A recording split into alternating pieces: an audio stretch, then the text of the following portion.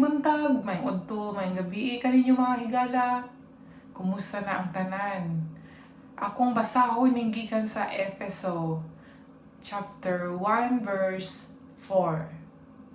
Sa wala pa buhata ang kalibutan, gipili na kita sa Dios. Diha kang Kristo aron mahimo kitang balaan ug walay sala sa iyang atubangan. Tungod sa gugma mga higala.